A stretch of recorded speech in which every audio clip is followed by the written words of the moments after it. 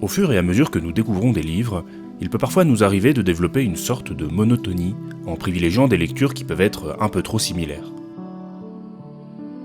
Il est indéniable, par exemple, que la littérature du XIXe siècle m'attire tout particulièrement et que je prendrai toujours un plaisir certain à découvrir les livres de Victor Hugo que je n'ai jamais lus. Mais une des sensations que je préfère consiste à découvrir des lectures imprévues en me laissant guider par le hasard. Et la plupart du temps, au quotidien, mes lectures sont le fruit de cette errance en lisant ce qui me tombe un peu parfois sous la main. Et cette expérience, j'ai pu la faire précisément cette fois-ci dans le cadre de la chaîne. J'ai été contacté il y a peu par les éditions Rivage, un éditeur lié à Payot, pour établir un partenariat entre la chaîne et une de leurs collections. J'ai accepté avec grand plaisir de parler de leur petite bibliothèque dans la mesure où cette collection présente de nombreuses similitudes avec le projet de ma chaîne. Rivage réédite régulièrement des auteurs de l'histoire littéraire classique en s'intéressant aux curiosités de la littérature et en ayant une approche de l'histoire littéraire plus ouverte, curieuse et souvent moderne. Vous retrouverez ainsi des rééditions d'ouvrages mineurs, d'auteurs connus ou moins connus, mais aussi de nombreuses anthologies thématiques, par exemple les libertés sexuelles au XVIIIe siècle. Le tout dans un format poche que j'apprécie beaucoup, petit, élégant, des livres assez courts d'ailleurs, ce qui accentue l'envie de lire puisque notre curiosité sera satisfaite sans avoir à passer des semaines sur une lecture. J'ai donc accepté de réaliser cette vidéo en partenariat avec les éditions Rivage, et ce autour de leur dernière publication que vous pouvez déjà retrouver en librairie, et ce depuis hier 24 février. Une anthologie de textes critiques de Virginia Woolf, des réflexions sur l'écriture, la lecture, des œuvres qui m'ont passionné, je dois vous l'avouer. J'y ai découvert la richesse d'écriture de Virginia Woolf, cette grande écrivaine anglaise du XXe siècle que j'ai pu enfin approfondir. Virginia Woolf est connue principalement pour son grand roman Mrs. Dalloway, qui raconte le parcours riche et complexe de Clarissa Dalloway au cours d'une journée dans la ville de Londres. Elle est aussi incontournable aujourd'hui dans les milieux féministes pour son essai Une chambre à soi, paru en 1929, où elle revient sur l'histoire des écrivaines anglaises, tout en décrivant les contraintes matérielles nécessaires pour qu'une femme puisse écrire en toute indépendance. Dans cette anthologie qui contient des textes peu, voire pas du tout édités de Virginia Woolf, on découvre son travail de critique littéraire dans la presse, des œuvres qu'elle fait paraître entre les deux guerres mondiales. L'on y découvre alors une pensée d'une grande richesse littéraire, une écriture qui cherche à faire de la vie, comme vous le verrez, le moteur même de l'écriture littéraire. Ce qui frappe à la lecture de ces textes de Virginia Woolf, c'est de découvrir la pensée d'une écrivaine qui refuse, par-dessus tout, d'associer la littérature à une activité morte, poussiéreuse. Dans son texte intitulé Heures en bibliothèque, présent dans l'anthologie, Woolf revient sur les images que l'on associe trop souvent à la pratique de la littérature, une activité solitaire, studieuse, casanière et donc assez ennuyeuse. Chez elle, au contraire, apparaît une volonté forte d'associer l'écriture ou la lecture à la substance même de la vie, ce qui explique le nom de cette anthologie de textes. Virginia Woolf pense le travail de l'écrivain en contact direct avec l'ensemble des puissances vitales de notre monde. Le romancier, selon elle, à l'image de Clarissa dans Mrs. Dalloway, doit puiser toute son inspiration de la vitalité des grandes villes, lieu particulier où se concentre l'ensemble de l'activité humaine. C'est la ville de Londres, sur laquelle elle a beaucoup écrit, qui forme, selon elle, un foyer de force vitale et littéraire en plein cœur de la modernité industrielle. Dans le texte L'écrivain et la vie, présent dans l'anthologie, Virginia Woolf décrit cette nécessité de mêler l'activité d'écriture aux impressions provoquées par les rues des grandes villes. Un goût, un son, un mouvement, quelques mots par-ci, un geste par-là, un homme qui entre, une femme qui sort, et même l'automobile qui passe dans la rue ou le mendiant qui avance d'un pas traînant sur le trottoir. Tous les rouges et les bleus, les lumières et les ombres de la scène réclament son attention et attisent sa curiosité. Il ne peut pas plus cesser de recevoir des impressions qu'un poisson au milieu de l'océan ne peut empêcher l'eau de s'engouffrer par ses ouïes. Ce qui est intéressant dans cet extrait, c'est que Virginia Woolf décrit la confrontation à la ville comme une nécessité, comme un devoir pour l'écrivain, des sensations faites de sons, de couleurs, qu'il ne peut éviter et qu'il a le devoir d'absorber. L'on reconnaît ici chez Virginia Woolf la trace d'une pensée vitaliste très puissante en Europe au tout début du XXe siècle, au cours de sa jeunesse. La ville est à cette époque fréquemment associée dans les discours du temps à ce vitalisme, à un fluide vital provoqué par les activités de l'industrie et la technique, et créant un sentiment de vitesse. Cette importance du fluide vital s'inscrit chez elle dans une valorisation absolue de l'expérience, des impressions, au cœur de toute son écriture. Virginia Woolf fait des émotions humaines, de la perception par les sens, une idée incontournable. Ce rapport à la vie chez elle imprègne jusqu'à sa conception même de la langue utilisée par l'écrivain. Dans son texte intitulé « Le savoir-faire de l'écrivain » en 1937, elle va jusqu'à donner vie aux mots de la langue qui, selon elle, pourraient posséder des émotions. Elle leur prête des intentions, des sensations, voire même des opinions politiques.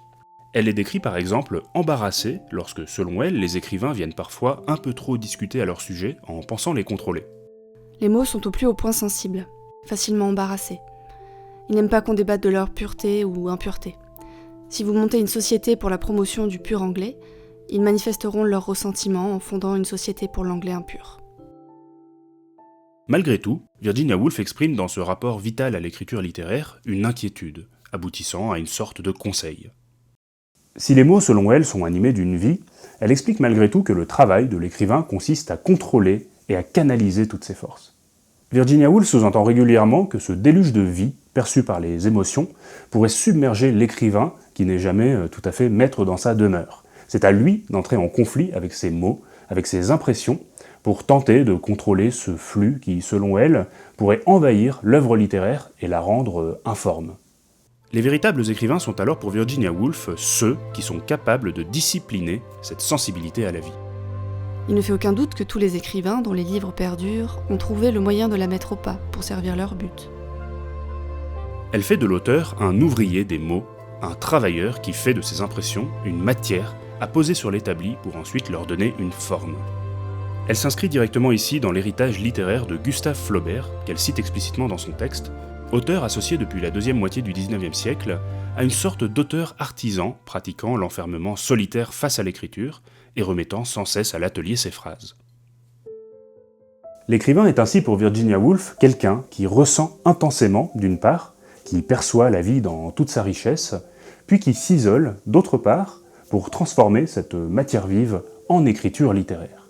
Ce cheminement qu'elle décrit conduit l'auteur à faire de ses impressions qui lui appartenaient une forme qui progressivement devient extérieure à lui.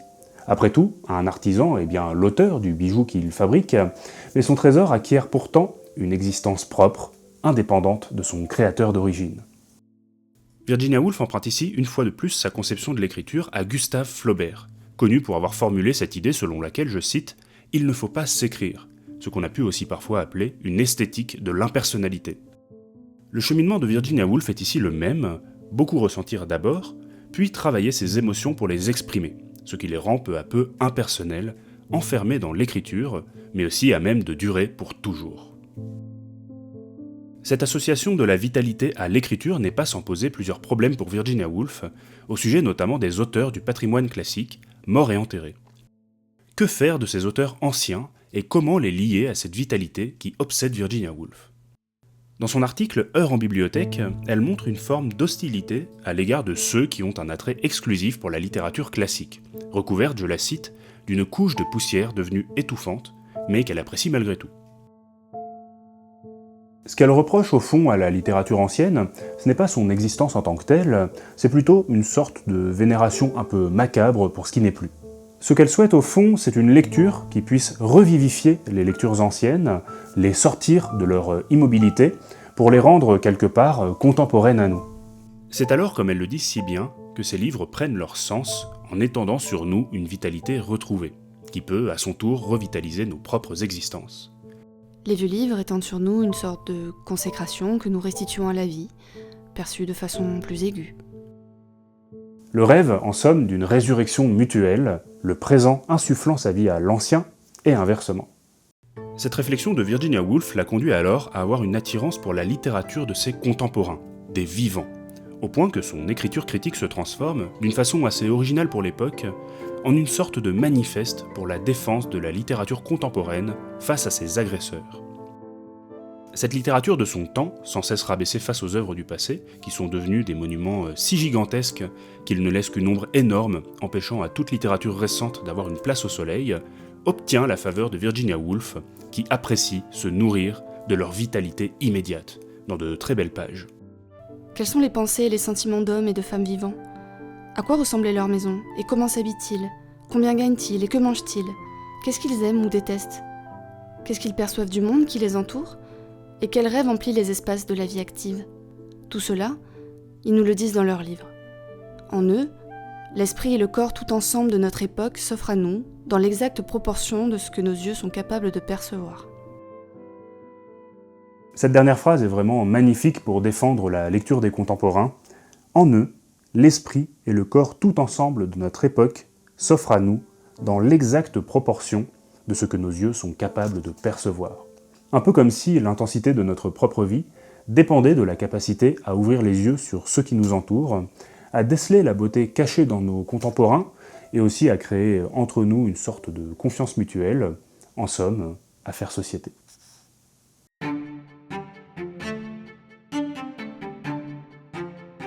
Si Virginia Woolf souhaite greffer l'énergie vitale à toute l'activité littéraire, c'est son travail de critique de la littérature qui montre son souhait de se jeter corps et âme dans la grande mêlée du monde. C'est la particularité et l'originalité de cette anthologie. L'on connaît surtout Virginia Woolf en effet pour l'écriture de romans comme Mrs. Dalloway, ou pour l'utilisation de procédés littéraires comme le Stream of Consciousness, ce type d'écriture qui consiste à retranscrire le plus fidèlement un flux de perceptions ininterrompu dans l'écriture. Mais associer Virginia Woolf au roman, à l'expression des sentiments, correspond aussi à des attendus stéréotypés autour d'une écriture que l'on imagine féminine. Cette anthologie, qui met l'accent sur des textes théoriques et critiques, réussit à rappeler l'ambition intellectuelle de Virginia Woolf, notamment par sa participation au Times Literary Supplement, revue très respectée et aujourd'hui encore. Cette critique littéraire n'évite chez elle aucunement la polémique, bien au contraire. Son souhait de vitalité de l'écriture s'exprime aussi par cette littérature de combat, un goût pour la discussion et la querelle, s'attaquant nommément à des personnalités de son temps qu'elle discute souvent avec verve. C'est le cas par exemple de l'essayiste Percy Lubbock et de son ouvrage The Craft of Fiction, qu'elle critique avec fermeté en s'amusant à pointer les paradoxes de sa pensée. Virginia Woolf laisse pourtant apparaître dans ses attaques une manière originale d'écrire la critique littéraire, plus libre, plus personnelle, et elle cherche surtout à atténuer cette forme d'autorité que confère l'élaboration d'un texte théorique.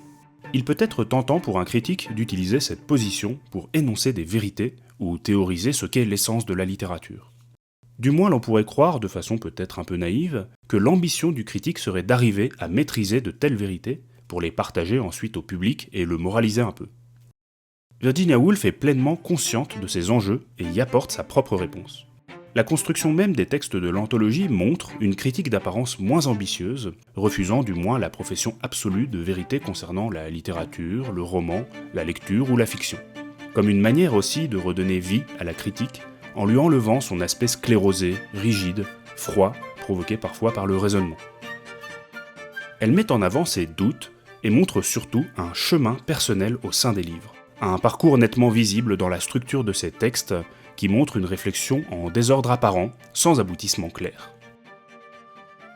Virginia Woolf évite volontairement l'exposé construit, la dissertation impersonnelle, pour privilégier au contraire une progression en zigzag très maîtrisée à travers de grands sujets canoniques de la littérature. Son texte intitulé La lecture, présent dans l'anthologie, est à ce titre une œuvre absolument remarquable, un des moments forts de ce livre et que j'ai tout particulièrement apprécié. Contrairement à ce que son titre laisse entendre, nous n'avons pas affaire ici à une réflexion théorique sur la lecture, où nous lirions sa définition et son sens professé par Woolf. Il s'agit plutôt d'une méditation, souvent nébuleuse, mais admirablement écrite, une succession de rêveries et d'images surgissant de la fréquentation des livres. Assise dans une bibliothèque, dans un intérieur très riche, celle qui prend la parole dans ce texte, qui ne semble pas être entièrement Virginia Woolf d'ailleurs, partage ces images mentales qui naissent de la lecture. Des chevaliers médiévaux, des batailles navales contre des navires hollandais, des visites de maisons aristocratiques anglaises, et toute une imagerie souvent liée au colonialisme britannique. Ces images apparaissent dans une continuité admirable de scènes qui s'entremêlent dans un effet très difficile ici à vous partager. Tout ce texte consiste à pénétrer en réalité une sorte d'inconscient de l'histoire anglaise à travers les images stéréotypées tirées de sa grande histoire, de ses grands noms, de ses conquêtes et de sa vie aristocratique également. Une nostalgie très ambiguë apparaît dans le cœur de cette narratrice, manifestement plongée dans une sorte de fascination pour ces situations de lecture, souvent discutables pourtant, qu'il s'agisse du colonialisme ou de cet univers aristocratique assez daté.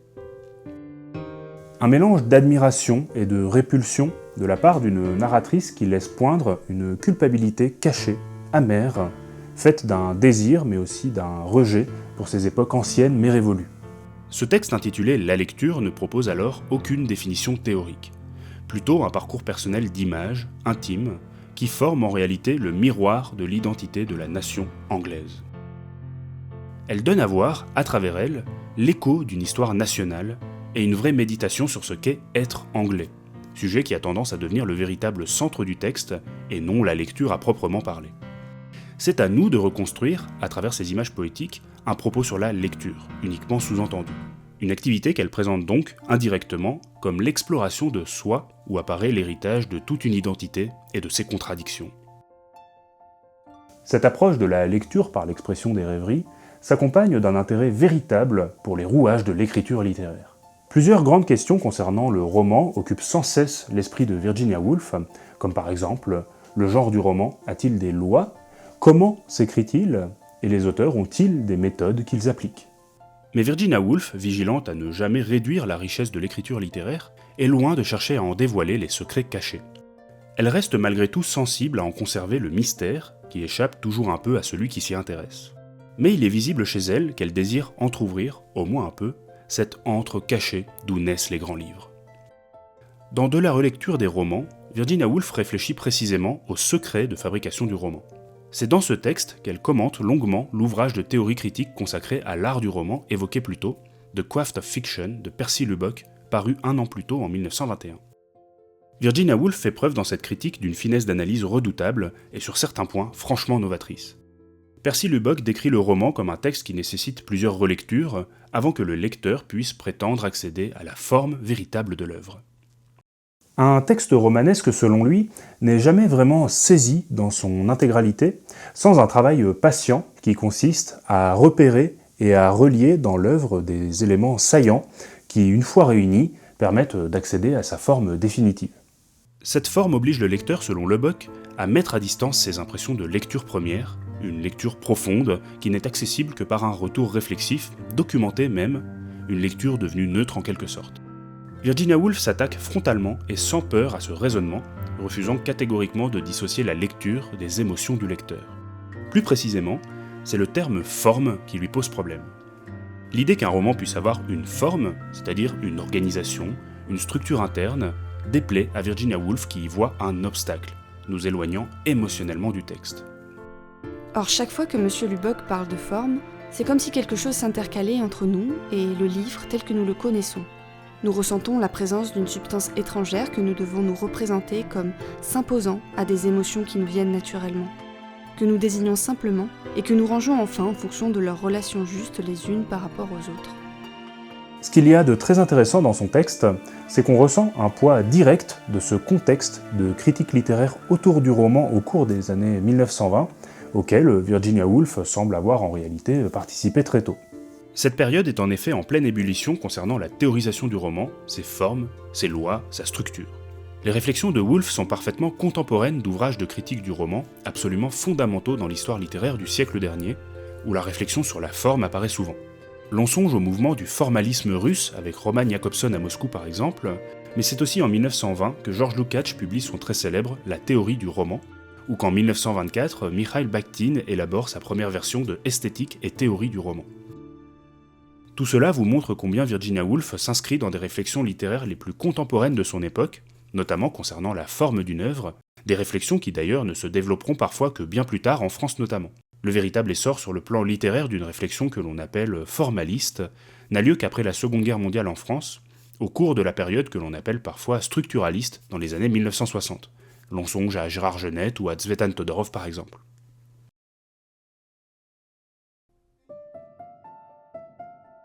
L'attitude critique de Virginia Woolf ne montre pas, comme on l'a vu, une volonté d'affirmer un point de vue irréfutable sur la littérature. En réalité, et c'est là une grande qualité d'écriture de sa part, ces textes sont remplis de tensions majeures, de contradictions avec lesquelles elle se débat. Virginia Woolf exprime fréquemment une certaine désorientation, une impossibilité à arriver à des certitudes stables sur ces sujets, des questionnements artistiques qui cachent aussi en réalité des ambiguïtés politiques assez fortes. Virginia Woolf, dans ses textes, montre en réalité une situation assez instable, à cheval entre deux mondes qui se font face et entre lesquels elle semble constamment hésiter. D'un côté, un monde plutôt conservateur, qui est bourgeois ou aristocratique, un monde qui l'attire vers le passé, vers une vie aussi où l'identité anglaise est un peu plus affirmée, et une vie où l'existence est plus casanière et plus enfermée. De l'autre côté, un univers qui est au contact de la rue, de l'extérieur, et qui est attiré par la nouveauté, par la littérature contemporaine, un univers qui s'avère finalement plus progressiste. Si, comme nous l'avons vu, Virginia Woolf peut s'opposer fermement à l'idée qu'il existe une forme du roman, elle montre dans ces mêmes textes un regret explicite face à l'impossibilité d'identifier ses lois, une situation qui, en tant qu'écrivaine, lui créait une sorte d'errance désagréable, comme si l'auteur contemporain était un peu perdu, sans guide. Nous voilà donc revenus dans le même bourbier. Personne ne sait rien des lois de la fiction, de ses rapports à la vie, de ce à quoi elle peut se prêter. L'incertitude, la désorientation guettent l'écrivaine à chaque instant, transformant sa vie d'autrice en voyage difficile sur une mer sans horizon et surtout sans pilote. L'écriture de Woolf pose ainsi le constat amer, propre à la littérature du 19e et 20e siècle, d'une difficulté à être écrivaine sans patronage qui puisse aiguiller l'écriture. Personne ne vient enseigner l'écriture, surtout celle du roman selon elle, et les lois du roman restent cachées. Plusieurs moments touchants la montrent en quelque sorte écrivaine orpheline, cherchant, auprès des auteurs du passé, une conversation qui lui permettrait d'éclairer les secrets de l'écriture. Dans son article « La chronique littéraire », elle se figure un dialogue imaginaire qu'elle souhaiterait avoir avec deux des plus grands auteurs anglais, Jane Austen et John Keats, pour qu'ils lui expliquent les règles de l'écriture. Ce manque de repères affecte aussi la lecture des œuvres littéraires actuelles qu'elle défend pourtant. Elle a beau aimer les auteurs contemporains, elle regrette malgré tout une certaine difficulté à se repérer dans la production de son temps. Dans son article « Heures en bibliothèque », elle dit ainsi sa difficulté à distinguer, je cite, « les vrais livres des livres surfaits ». En l'absence de critères objectifs permettant de les juger, Virginia Woolf brosse l'image d'une époque qui peine à établir certaines grandes valeurs littéraires, ce qu'elle dit regretter explicitement. Dans l'article « La chronique littéraire », elle en vient alors à avoir des propos plus négatifs à l'égard de cette production contemporaine, notamment concernant la critique actuelle, qui ne réussit plus à avoir selon elle cette ancienne fonction permettant de distinguer le laid du beau.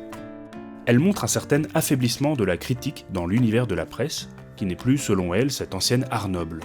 Elle présente alors son rêve, un peu caché et ambigu de sa part, d'un retour, je cite, à des critères éternels pour venir juger les œuvres littéraires, et la renaissance de véritables non-critiques, elle cite Montaigne, qui soient capables de pouvoir formuler ces critères et aider à se repérer dans la littérature du temps. Ces quelques propositions témoignent d'une pensée d'écrivaine qui, sur le plan artistique, peine encore à s'affranchir d'un ancien univers de la littérature et une attitude qui suggère un certain conservatisme. En France, nous parlerions d'un attrait pour l'ancien régime de la littérature, puisque dans son écriture apparaît un désir de retour à un univers où les lois de la littérature pourraient être dictées. C'est, pour le dire autrement, un certain regret du classicisme sur le plan artistique, c'est-à-dire un univers beaucoup plus conservateur, qui est parfois fondé sur des arts poétiques, sur des règles fixes de l'écriture, et aussi sur un certain académisme, c'est-à-dire ces groupes de personnes chargées d'établir ce qu'est le canon de l'écriture, et distinguer ce qui est beau ou non. Cette nostalgie ambiguë affleure donc chez Virginia Woolf, comme de vieux réflexes aristocratiques vers une littérature passée et un monde révolu. Elle développe alors l'idée d'une sorte de déclin de la littérature anglaise, comme dans son article « La lecture », où elle rappelle notamment que les auteurs qui ont précédé le XIXe siècle réussissaient selon elle à bâtir véritablement des œuvres résistant au temps, ou en montrant que la langue anglaise elle-même aurait possédé par le passé une jeunesse désormais disparue. L'on peut alors se poser la question suivante. Ces regrets de Virginia Woolf sont-ils uniquement d'ordre artistique ou littéraire ? Il semblerait plutôt qu'une certaine nostalgie politique l'accompagne. Son texte La lecture est bien construit sur l'ensemble de ses ambiguïtés tout autant artistiques que politiques. Dans son parcours de la grande histoire littéraire anglaise, elle s'attarde sur une anecdote parlante en expliquant les réalités matérielles extrêmement riches qui ont conduit une famille de la noblesse anglaise, les Lees, à développer à Lyme des conditions d'écriture ayant permis un formidable essor de la littérature, de l'écriture et de la langue anglaise. Si Lyme avait été effacé de la carte, ainsi que les milliers de demeures d'importance égale, dispersées en Angleterre comme autant de bastillons de civilisation, où il était possible de lire des livres, de représenter des pièces de théâtre, d'élaborer des lois, comment nos génies plus délicats seraient-ils parvenus à s'épanouir ? Virginia Woolf greffe ainsi la grande histoire de la littérature à celle de la noblesse, cet univers qui permet d'édicter les lois de la littérature, qui a des conditions matérielles favorables, tout comme une certaine pratique des relations sociales, permettant la création des grandes œuvres. Les mêmes idées apparaissent dans son essai Une chambre à soi, lorsqu'elle rappelle de façon plus ironique qu'on ne le croit, l'importance d'avoir bien dîné pour pouvoir bien écrire. Son texte La lecture, de façon tout aussi ambiguë, commence d'ailleurs sur l'image d'une lectrice qui est installée dans une demeure parfaitement confortable, voyant par la fenêtre le travail du jardinier et de personnes allant jouer tranquillement au tennis, activité explicitement liée à la haute bourgeoisie ou à l'aristocratie. La grande richesse littéraire des textes de Virginia Woolf provient en partie du fait que cette nostalgie qu'elle exprime ne semble parfois pas tout à fait la sienne. Dans ces textes, cette femme qui parle à la première personne et qui exprime souvent une sorte de fascination pour ce monde ancien est bien souvent une sorte de double de Virginia Woolf pour lequel elle exprime à la fois du désir et du rejet. Une dissociation est visible dans son écriture entre elle et le point de vue qu'elle développe, laissant poindre une ironie légère. Une culpabilité discrète à l'égard de tout cet attrait pour le passé s'exprime tout au long de ses articles, notamment lorsqu'elle s'attarde sur toute cette vie aristocratique et matérielle entourant l'acte de lecture ou d'écriture. Mais Virginia Woolf ne semble pas prendre au pied de la lettre toutes ces images. Son désir est pétri de culpabilité, du sentiment d'une époque révolue et qui ne reviendra plus, dans un monde déjà tourné vers l'avenir et auquel elle-même est déjà sensible. Mais elle ne peut s'empêcher d'exprimer une persistance de ces images dans son esprit. Cette tension entre passé et avenir de la littérature s'accompagne en réalité d'une autre, liée à celle-ci. Elle explique régulièrement que l'écrivain est un être qui connaît deux attitudes contradictoires, le repli sur soi ou l'ouverture aux autres, un dilemme qu'elle place au cœur de la vie du grand écrivain. Si, comme nous l'avons vu, l'écrivain se doit pour elle de se confronter à la vitalité du monde, Virginia Woolf décrit en réalité dans son texte L'écrivain et la vie une situation plus complexe, où l'auteur est partagé entre l'impératif du contact avec la vie extérieure et l'importance au contraire de l'enfermement, du repli sur soi, sur son intériorité, dans un retour vers cet antre mystérieux qui fascine tant Woolf, comme elle le montre dans cet extrait crucial. Pour perdurer, chaque phrase doit recéler, en son tréfonds, une petite étincelle de feu que le romancier, en dépit du danger, doit à main nue extraire du brasier. Partant, sa situation est précaire. Il doit s'exposer à la vie. Mais à un moment donné, il lui faut quitter la compagnie et se retirer, seul, dans cette pièce mystérieuse où son corps s'affermit et atteint la permanence par le biais de processus qui, s'ils échappent aux critiques, exercent pourtant sur lui une si profonde fascination.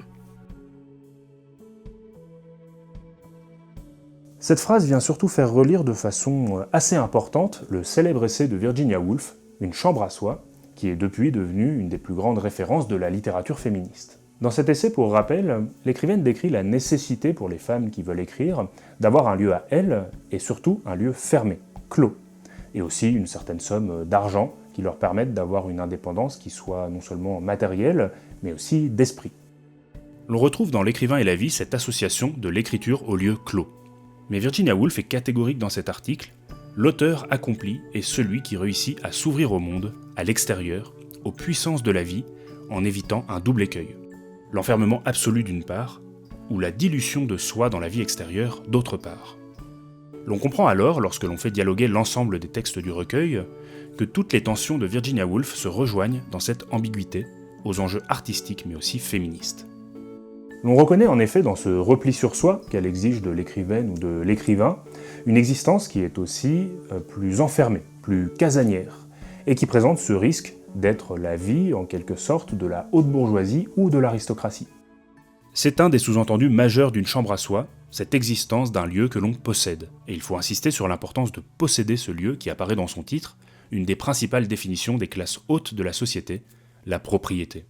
Ce repli sur soi dont elle parle porte la trace de cet attrait pour le passé qu'elle exprime d'ailleurs dans ses textes. Elle associe bien dans la lecture les souvenirs du passé aristocratique à ces pièces à soi où la magie de l'écriture opère. Il est ainsi fort probable que ce repli sur soi, dans l'intérieur de la maison, dans cette chambre à soi où se passe l'écriture, s'accompagne de nombreux dangers dont Woolf semble avoir conscience.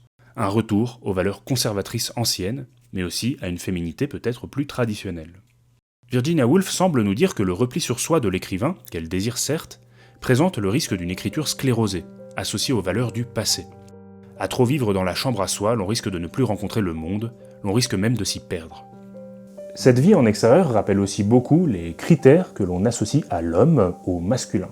C'est un des principaux stéréotypes qui opposent les hommes et les femmes, avec d'un côté une vie féminine immobile, casanière et plus enfermée, et on sent que chez Virginia Woolf, cette chambre à soi qu'elle décrit, présente un peu un risque inhérent de vie féminine et enfermée, quand à l'inverse, le déplacement dans la rue, le déplacement dans l'espace, la sortie à l'extérieur, représente peut-être davantage une vie plus masculine.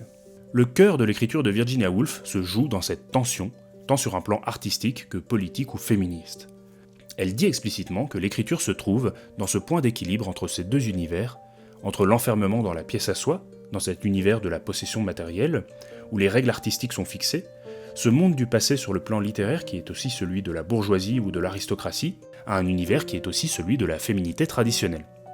Et de l'autre, l'ouverture de soi au monde, qui est aussi l'ouverture à la vie moderne, nouvelle, à la rue, aux auteurs contemporains, à la critique nouvelle, qui ne possède plus de valeur littéraire intangible, et possiblement à la masculinité.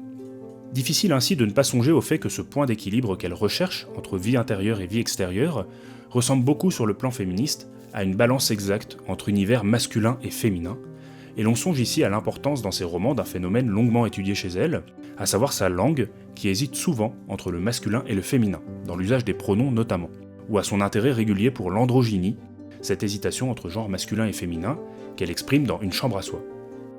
Il y aurait peut-être un peu de cela ici dans sa formulation, le rêve d'un écrivain androgyne entre l'homme et la femme, mais aussi sur le plan politique entre conservatisme et progressisme. Ces ambiguïtés fondamentales affaiblissent-elles la pensée de Virginia Woolf, faisant d'elle une écrivaine d'un juste milieu un peu timide ? Selon moi, non, bien au contraire, puisque c'est précisément par ces ambiguïtés et par ces formes de culpabilité cachées, discrètes, que Virginia Woolf réussit à faire de l'écriture littéraire une manière d'explorer les impensés et aussi de mettre au jour de forts points de lutte intérieure, une idée qui a une portée politique indéniable. Elle se montre à la charnière de mondes en conflit, tant sur un plan personnel qu'artistique ou politique. L'on ressent des hésitations, des tentations d'un retour en arrière, mais l'affirmation du présent ou de l'avenir reste chez elle plus forte, et non pas le retour définitif à un passé conservateur. La beauté de son travail critique, que vous pourrez retrouver dans cette anthologie, réside ainsi selon moi dans toutes ces tensions, dans cette écriture qui essaie de plonger dans ses conflits intérieurs, une écriture qui cherche à extirper de ces combats entre différents mondes une évidente forme d'émancipation.